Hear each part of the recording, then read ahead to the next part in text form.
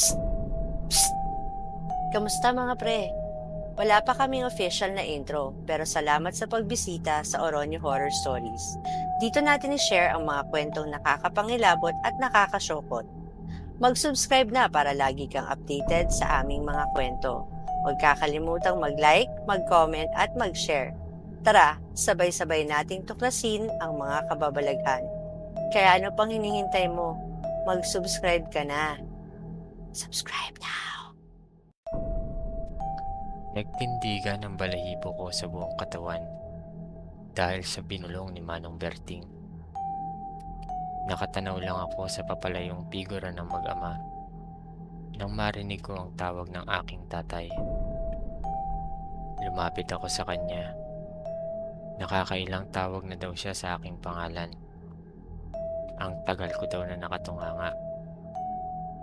Habang pabalik na ng bahay, ay tatawa-tawa pa itong sinabihan ako na baka daw nabighani ako sa ganda ni Amalia. Hindi ko lang masabi sa kanya na di lang ganda ni Amalia ang aking nakita. Nang makapasok na kami, kinausap ko ang aking ama sa mga salitang nabanggit ni Manong Berting. Sinabihan niya ako na masamang mag-isip ng kung ano-ano sa ibang tao. Wika pa nito na baka kukuha lang ulit ng kambing, kaya sinabi nitong di pa kami tapos. Hindi ko na lang inilahad ang hinala ko na si Manong Berting ang aswang na sumalakay sa amin kamakailan lamang. Alangan naman sabihin kong gumaganti ito dahil sa pamboboso ko kay Amalia. E di tinali ako nito sa langgaman at baka tuluyan pang ipakain sa mga aswang. Noong hapong iyon, nagpaalam ang aking mga magulang na tutungo sa pamilihan. Mamimili daw sila ng mga pangkonsumo at rekado sa lulutuing tinola sa hapunan. Sumapit ang hapunan at di nga ako nagkamali. Napakasarap ng tinola na niluto ng aking ina. Maanghang-anghang dahil sa maraming luya. Pagkatapos maghugas ng pinggan, ay tumungo na ako sa aking silid upang magpahinga. At dahil sa kabusugan, mabilis akong nakatulog. Nagising na lamang ako dahil narinig ko na tila ba may tumatawag sa aking pangalan mula sa labas ng aming bakuran. Boses ito ng isang babae. Ang hindi ko maipaliwanag noong mga panahong ito ay kung bakit ako tumayo at tinungo ang bintana upang silipin kung sino ang tumatawag sa akin. Pagdungaw ko sa aking bintana ay may naaninagan akong isang babae na nasa labas lamang ng aming bakuran.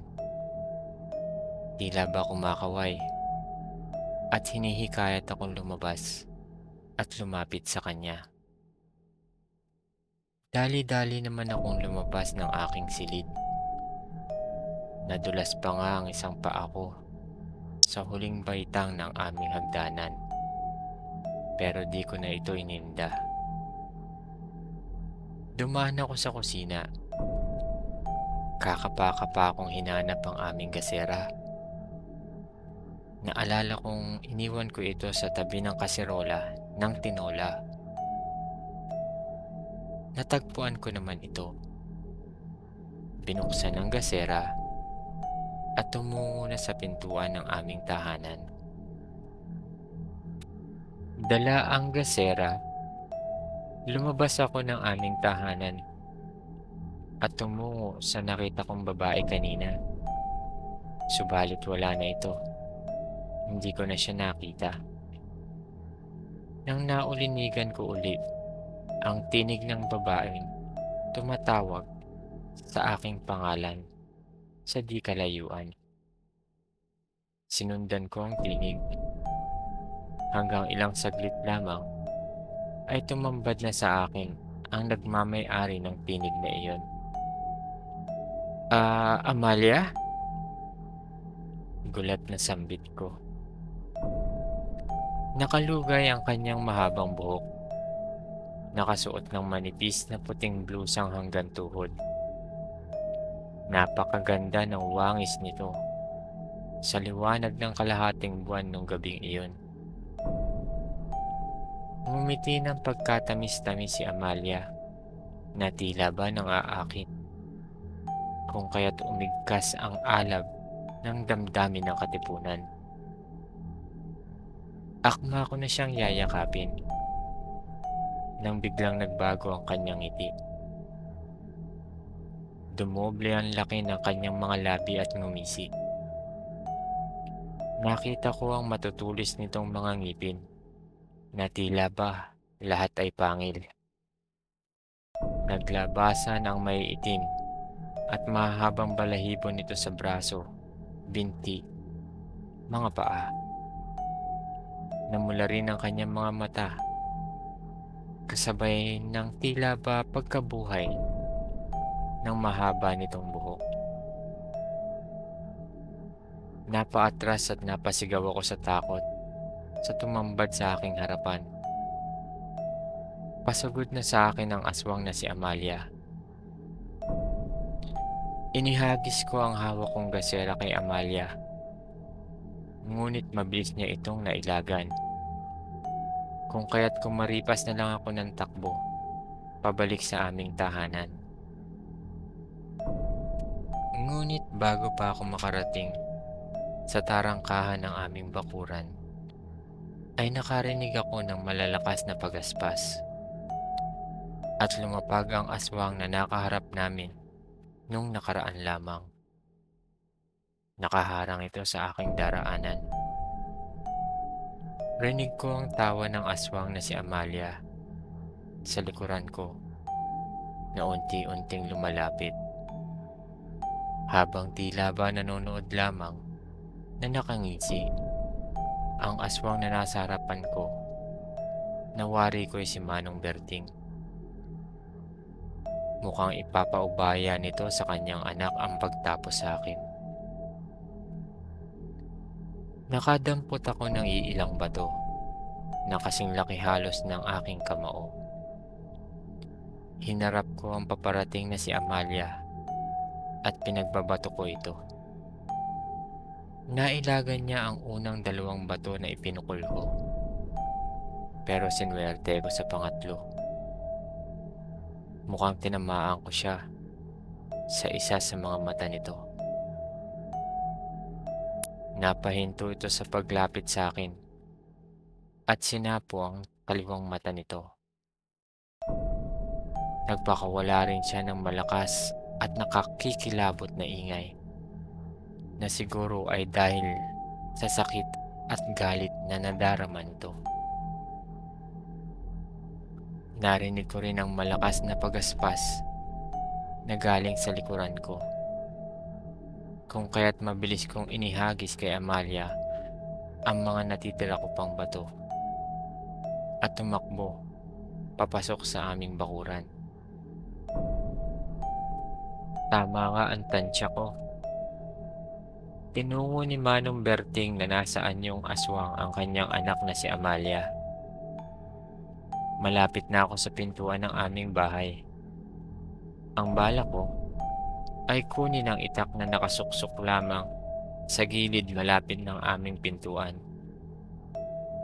Ngunit bago pa ako umabot sa aming pintuan, ay may naramdaman ako na parang tali sa isang paa ko na humigit sa akin pabalik. Nasubsob ako. Una mukha ko. Naramdaman ko na pumutok ang labi ko dahil may nalalasahan akong tila ba kalawang sa bibig ko. Tiningnan ko kung ano ang naging dahilan ng pagkakasubsob ko. Isang mahabang parang tali ang nakapulupot sa kanang paa ko. Gumagalaw ito at nanggaling ito sa ulo ng aswang na si Amalia. Sumisigaw ako ng tulong. Nagbabaka sakaling magising ang ama at ina ko, habang sinusubukang kumawala sa buhok na nakatali sa paa ko. Nang walang ano-ano, ay biglang bumukas ang pintuan ng aming bahay. Mabilis na lumabas ang aking ama at may dala siyang itak. Nang malapit na siya sa kinadadapaan ko, ay naramdaman ko naman ang malakas na paghatak mula sa buhok ni Amalia na nakatali pa rin sa aking mga paa.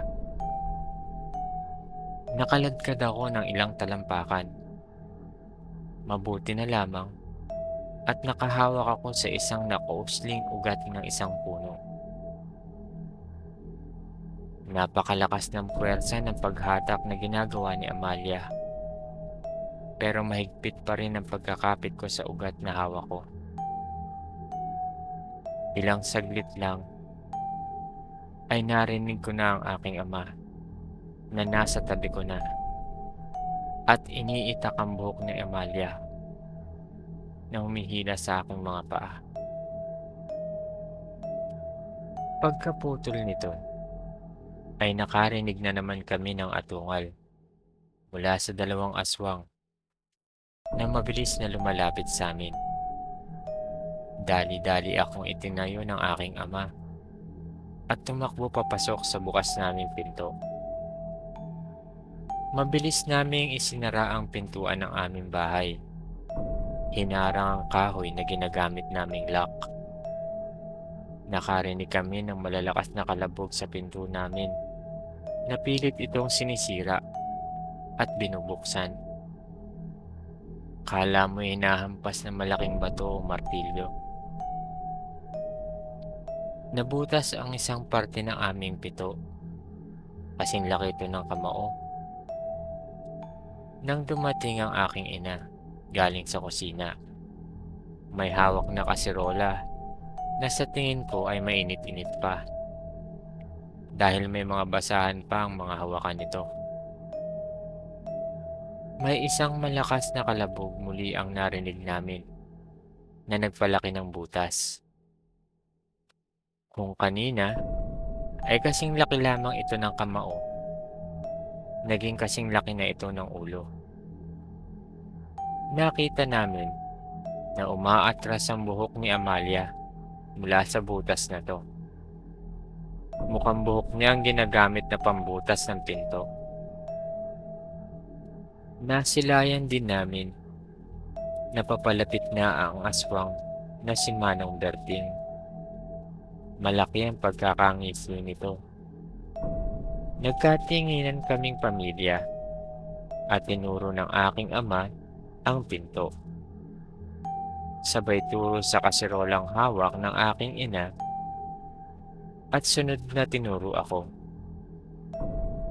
Tumango ako at kinuha ang kasirola sa aking ina na bumalik naman na sa kusina. Sumenyas ang aking ama ng 3. Sabay bukas ng pinto. Eksakto. Nasa harapan na ng pintuan namin ang aswang na si Manong Berting na nakangisi pa rin. Nawala ang kanyang ngiti at napalitan ng gulat nang tumambad ako sa kanya at sinaboy ang mainit na laman ng kalderong hawak ko. Pagdampi pa lang ng likido na isinaboy ko mula sa kalderong hawak ko, ay umusok na ang katawan nito. Humihiyaw at sumisigaw ang nilalang na ito. Sa hapdi dahil tila ba nalalapnos na ang balat nito. Naramdaman ko na rin na nasa tabi ko na pala ang aking ina at sinasabuyan ng asin ng aswang. Bumagsak sa lupa ang aswang at nagkikisay na parang bulating inasinan. Mabilis na nilapitan ng aking ama ang aswang at nang akmang tatagain niya na ito, ay nahila ang aswang papalayo. Nakita namin si Amalia na hinila ang kanyang ama gamit ang kanyang buhok at tumakbo ng papalayo. Humabol kami ng aking ama, subalit sa kasamaang palad ay hindi na namin ito naabutan. Bumalik na kami sa bahay matapos ang isang oras na paghahanap.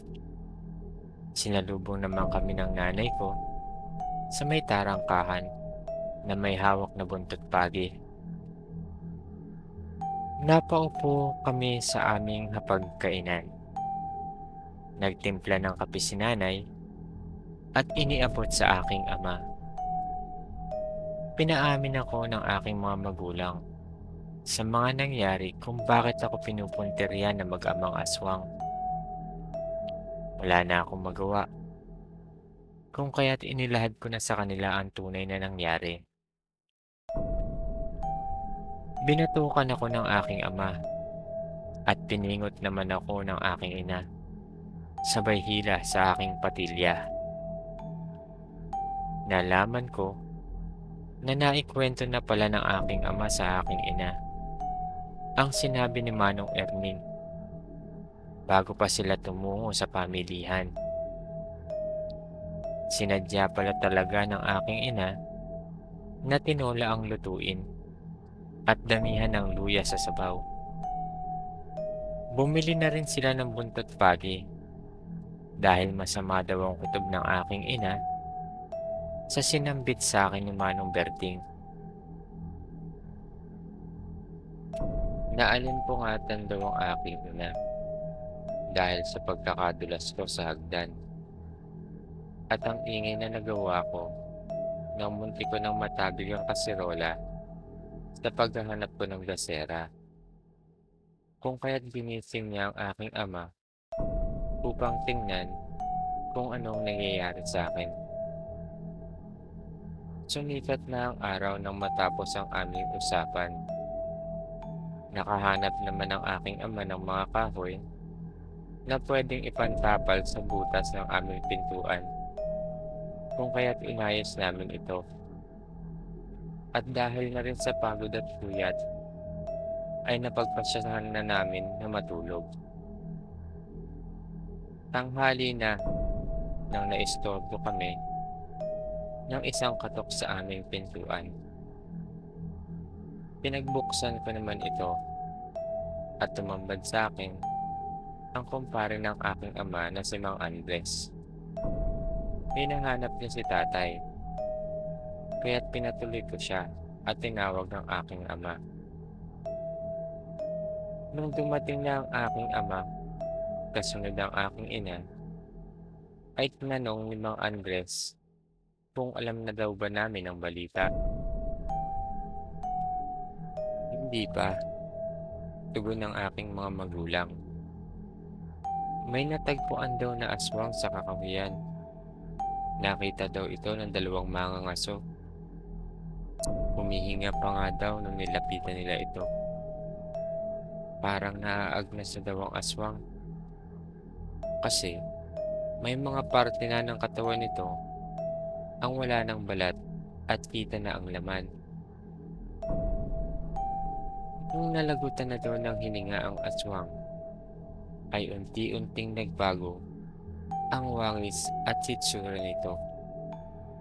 Naging si Manong Berting. May lumabas daw na tila itim na holen o kung anuman sa bibig nito. Nang akmang kukunin na ng isang mangangaso, ay may isang itim na baboy ramo ang mabilis na sumulpot at kinuha ang tila batong ito sabay takbo papalayo. Inilabas ng mga mangangaso ang katawan ni Manong Berting mula sa kakahuyan at dinala ito sa namumuno ng aming baryo. Ipinaliwanag ng mga mangangaso kung saan nila nakita ang nilalang na naging si Manong Berting kalaunan. Napagpasyahan ng aming pinuno na dalhin ang bangkay sa tirahan nito, kasama ang ilang kalalakihan at ang dalawang mangangaso ay tinungo nila ang may kasukalan na daan patungo sa tahanan ni Manong Berting. Habang nasa daan, ay nakakarinig daw sila ng mga huni ng ibon na tila ba nagsasagutan. Hindi naman nila ito masyadong pinansin dahil masukal nga ang kanilang dinaraanan. Dumating na ang mga ito sa bahay ni Manong Berting. Pumatok at pinagbuksan naman ng anak nitong si Amalia. Namumugto ang mga mata ng dalaga na tila ba galing sa pag-iyak at mukhang nagpagupit ito dahil maiksi na ang buhok. Ipinasok ang walang buhay na katawan ni Manong Berting sa kanilang tahanan. Inakala ng pinuno ng aming baryo na mag-isa lamang ang dalaga sa may kalakihang bahay nila. Ngunit nagkamali pala sila. Maraming tao sa loob ng bahay na ito. Tansya nga niya ay hindi bababa sa 10. May mga kababaihan at may mga kalalakihan.